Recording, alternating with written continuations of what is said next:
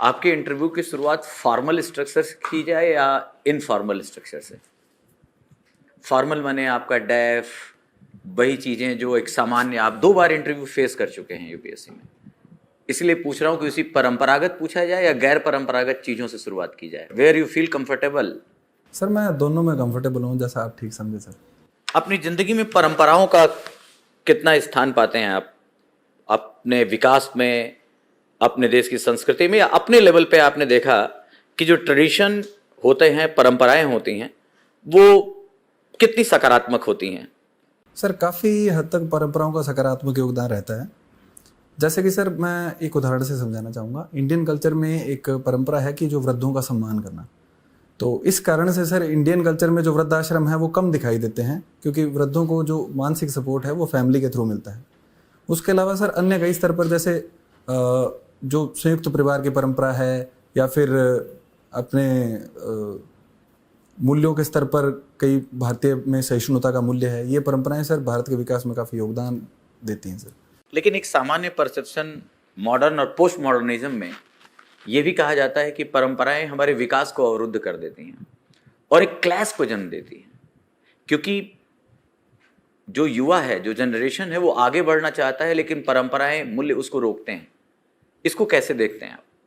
Sir परंपराएं एक तय मानक के हिसाब से, बहुत वर्षों के जो नियम चलते आ रहे हैं उसके हिसाब से विकसित होती है। आज का समय वैश्वीकरण का है, जिसमें बदलाव और परिवर्तन बहुत तेज गति से हो रहे हैं।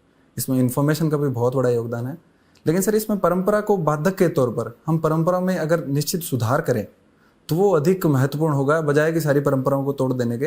जैसे कुछ लोग कहते हैं कि परंपराएं बाधक है, तो कुछ लोग ये भी कहते हैं कि परंपरा के अतिरिक्त अन्य किसी भी वस्तु का कोई भी स्थान नहीं है।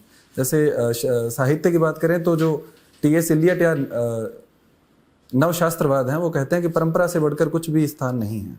अच्छा, अब आप अपना परिचय दें बोर्ड को, जिस पे हम आपका इंटरव्यू और आगे बढ़ाएं। सर मेरा नाम रवि कुमार सिहाग है। मैं राजस्थान के गांव तीनडीएम, जिला श्रीगंगानगर के एक कृषक परिवार से संबंध रखता हूं। मैंने अपना स्कूलिंग और ग्रेजुएशन पास की तहसील से शारदा कला एवं विज्ञान महाविद्यालय, जो कि महाराजा गंगा सिंह यूनिवर्सिटी बीकानेर के अंडर आता है, वहाँ से किया है। मेरे विषय पॉलिटिकल साइंस, इकोनॉमिक्स और इंग्लिश लिटरेचर थे। उसके बाद में सर मैंने यूपीएससी की प्रिपरेशन हिंदी साहित्य वैकल्पिक विषय के साथ में की, और उसमें सर पहले प्रयास में 2018 में मैंने IRTS को ज्वाइन किया। 19 में सर मैंने स्विच करते हुए इंडियन डिफेंस अकाउंट सर्विस को ज्वाइन किया, और अभी सर ये मेरा 4th अटेम्प्ट है और मैं आपके सामने हूँ सर। इसीलिए शायद आप परंपराओं में विश्वास नहीं करते हैं, क्योंकि परंपरागत जो बच्चे मिले, जो सिविल सर्वेंट का, जो सिविल सर्विसेज का दायरा देखा, वैसे तो व्यक्तिगत रुचि है, हम जिस फील्ड में जाएं अच्छा करें। सामान्यतः देखा गया IRTS को प्रिफर ज़्यादा किया जाता है डिफेंस अकाउंट से। आपने 1 साल की सीनियरिटी भी लूज की और डिफेंस अकाउंट को चुना, क्यों? इसका आपका क्या वो था? सर मुझे लगता है कि ये परंपरा से जुड़ी हुई ही एक प्रकार का कदम है।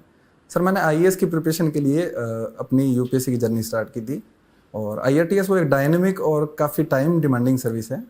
जब मैंने इंडियन डिफेंस अकाउंट सर्विस के बारे में, जो मेरे को 2nd अटेम्प्ट में अलॉट हुई, अकाउंट सर्विसेज में सर थोड़ा सा टाइम मुझे तैयारी के लिए मिल जाता, इसलिए मैंने ये सर्विस ज्वाइन की। और सर इस बार मैंने अच्छे तरीके से उसमें प्रिपरेशन करके, और अभी मैं आपके सामने हूँ। अच्छा, डिफेंस अकाउंट आपने केवल इसलिए ज्वाइन किया क्योंकि आपको समय मिले? जी सर।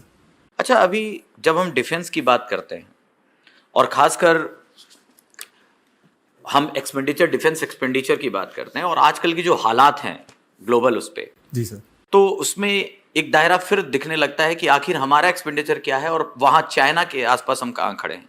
जी सर। कुछ कंपैरिजन करके बताइए कि बजट उस पे, एक्सपेंडिचर उस पे, चीन और भारत का क्या अनुपात है? सर चीन का डिफेंस बजट भारत का 3 गुना है। भारत का इस साल का डिफेंस बजट 5,25,000 करोड़ रुपए का था, और चाइना का भारत से 3 गुना ज़्यादा है। तो एक प्रकार से चाइना का बजट सर डिफेंस के मामले में काफ़ी ह्यूज है सर। और पाकिस्तान कहाँ खड़ा है? सॉरी सर, पाकिस्तान का आंकड़ा मैं अभी याद नहीं कर पा रहा हूँ सर। अच्छा, जब भी किसी चीज़ की, या जब भी हम बजट प्रस्तुत करते हैं, हम डिफेंस पे एक दायरा जरूर देखते हैं और इसको एक बड़ा महत्वपूर्ण मद मानते हैं। लेकिन दूसरी चीज़ ये भी होती है कि हमारे पास अन्य जो सेक्टर है, वहाँ से कभी डिमांड उठती है। बहुत सारे ऐसे लोग कहते हैं कि अब हमें डिफेंस को इतना एक्सक्लूसिव बजट की ज़रूरत नहीं है। जी सर। क्या मानना है आपका?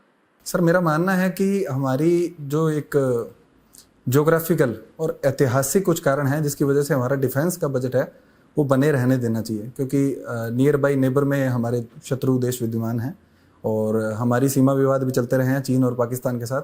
तो उस मामले में सर राष्ट्रीय सुरक्षा को देखते हुए डिफेंस का बजट अनिवार्य सिद्ध होता है। और अगर हमारी सीमाएं सुरक्षित नहीं है तो हम अंदर विकास की बात करें तो ये भी सर तर्कसंगत नहीं लगता। तो डिफेंस के बजट को रैशनलाइज किया जाना चाहिए बजाय कि इस पर प्रश्न उठाने के। इसमें तर्कसंगतता के काफ़ी संभावनाएं विद्यमान है सर। अच्छा, अभी रशिया से भारत की S-400 की डील चल रही है और बहुत सारे अमेरिकी दबाव या अन्य प्रेशर के बावजूद हम इसे कंटिन्यू कर रहे हैं। तो आप पहले तो ये बताइए कि S-400 आने से भारत को ऐसा क्या लाभ होने वाला है कि वो बहुत सारी ऐसी चीज़ें जो अमेरिका से उसको मिल रही हैं उसके बावजूद वो अपनी ऑटोनॉमी को लेकर चलना चाहता है, और कितने का ये डील है S-400? सर डील का एग्जैक्ट अमाउंट अभी मैं याद नहीं कर पा रहा हूँ, सॉरी सर। और S-400 से सर कुछ बेनिफिट होंगे कि सर S-400 है वो स्टेट ऑफ द आर्ट तकनीक है जो कि मिसाइल डिफेंस तकनीक के तौर पर काम करता है।